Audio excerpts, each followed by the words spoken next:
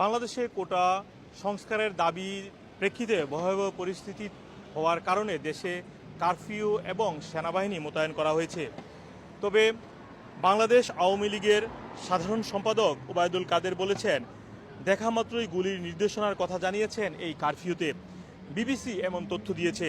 এছাড়াও বিবিসিতে বলছে, ঢাকায় গণভবনে 14 দলের বৈঠকের পর কারফিউ জারি এবং সেনাবাহিনী মোতায়েনের সিদ্ধান্তের বিষয়ে তিনি সাংবাদিকদেরকে কথা বলেন।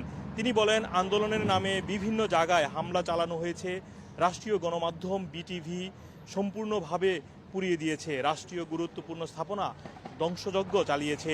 তিনি আরও বলেছেন, বৈঠকে 14 দলের নেতারা দেশের নিরাপত্তা, রাষ্ট্রীয় সম্পদ ও জনগণের জানমাল রক্ষায় সারা দেশে সশস্ত্র বাহিনী মোতায়েনের কথা জানান।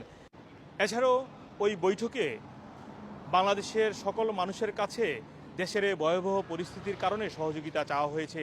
আপনারা জানেন, এরই মধ্যে এই কোটা সংস্কারের যে দাবি চলছে, বিশ্বব্যাপী উত্তাল পরিস্থিতি তৈরি হয়েছে। বিবিসির সর্বশেষ তথ্য অনুযায়ী 56 জনের মৃত্যু হয়েছে এই আন্দোলনের কারণে। তবে এই সংখ্যাটি আরও বেশি হতে পারে। তবে ওবায়দুল কাদেরের যে বক্তব্য দিয়েছেন, দেখা মাত্রই গুলি হতে পারে এই কারফিউর মাধ্যমে।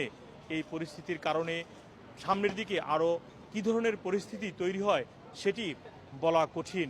তবে আপনারা জানেন, এই পরিস্থিতির কারণে দেশে অনেকটাই রণক্ষেত্রে পরিণত হয়েছে এবং সারা দেশেই বিভিন্ন জায়গায় জেলাতে আন্দোলন করছেন শিক্ষার্থীরা কোটা সংস্কারের দাবিতে। আপনারা জানেন, বাংলাদেশে শিক্ষা প্রতিষ্ঠান অনির্দিষ্টকালের জন্য বন্ধ রয়েছে।